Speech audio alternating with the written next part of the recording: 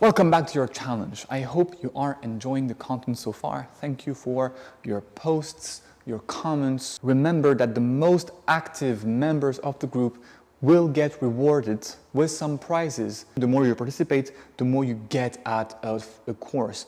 If you watch things and consume the information from the sidelines without applying it, of course, we don't progress as fast. Today we talk about this distinction that you may have heard of, closed and open shoulders. What's the story about that? Well, let's define first what it is. But before I even tell you what it is, I want to mention the following. Everybody thinks that closed shoulders are wrong and open shoulders are right. Closed shoulders look like this and open shoulders look like that.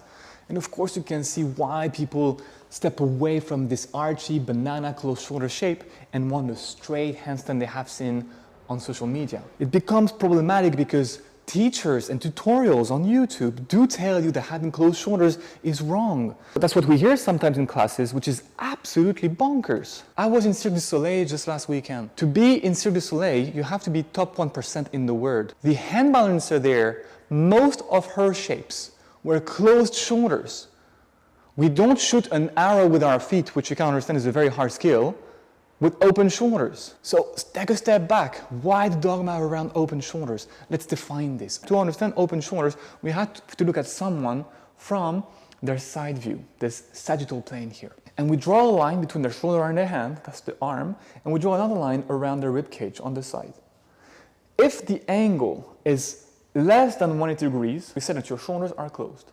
If that angle is 180 degrees, we say that your shoulders are open. If we reduce that angle, we say that the shoulders are closing.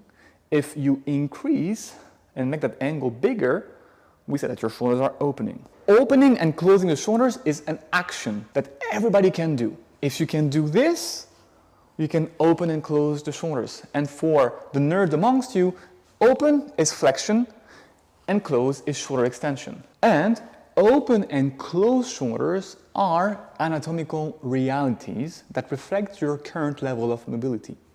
To know if you have, anatomically speaking, in the realm of handstands, open shoulders, place your feet 1 foot away from the wall. Bring your feet together, extend your legs. Bring your head on the wall, your upper back on the wall, and your lower back on the wall. From here, you're gonna tilt your pelvis so we can arch and shoot our butt out, and we can do the opposite movement, which the nerd will recognize as being a posterior pelvic tilt. Head, upper back, and lower back are still on the wall. We're gonna bring our hands up and try to touch the wall behind us. Now careful, you're forbidden from bending the elbows and you're forbidden from bringing the hands more than shoulder width. They have to stay shoulder width and those elbows have to stay straight. Not only that, but your lower back has to stay on the wall. If you pass that test, your shoulders are open. Well done. If you didn't pass that test, it's absolutely fine. Your shoulders are not fully open just yet. And instead of obsessing about, oh, I will never get my handstand, understand that you have actually a lot of handstand alignments, shapes at your disposal. If you have open shoulders, you can hold very close shoulder angles, close shoulder angle, kind of open shoulder angles, and very open shoulder angles. If you have closed shoulders, you can only hold very closed and open-ish shoulder positions. You just have, therefore, fewer options at your disposal. But you can practice handstands all the same. And instead of bringing too much attention on opening the shoulders, you should bring all your attention on making the most of what you have. Joe has closed shoulders. And instead of trying to stretch as much as he can to open those shoulders, he just deals with what he has, which gives him something like this. And he develops confidence and comfort and ease in that shape. After a certain time, he will be able to hold with so much control that his shoulders will open and he will learn to open up the line as he is balancing, getting now comfortable in an alignment that is much more open. The progression rate for Joe is a few months. In just a couple of months, you will be able to hold something you will have fun with, out of which you will be able to derive a more open shoulder angle, none the least because his nervous system will have been soothed in feeling safe and strong in that shoulder angle.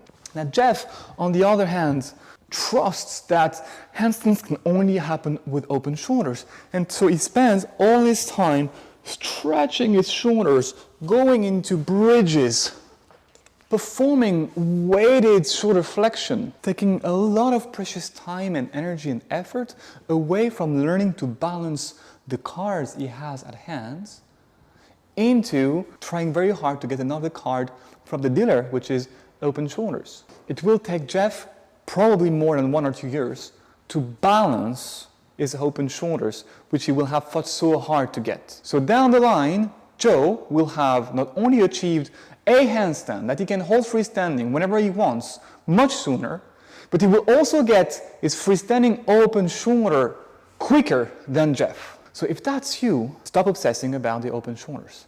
Your homework is to have a look at what you have been doing, back to the wall and chest to the wall, and do the assessment I showed you and tell me, are you open shoulders or closed shoulders? And if you are open shoulders, here is an extra question. Despite you being able to perform successfully the test, are you always open shoulders? This is a very important question.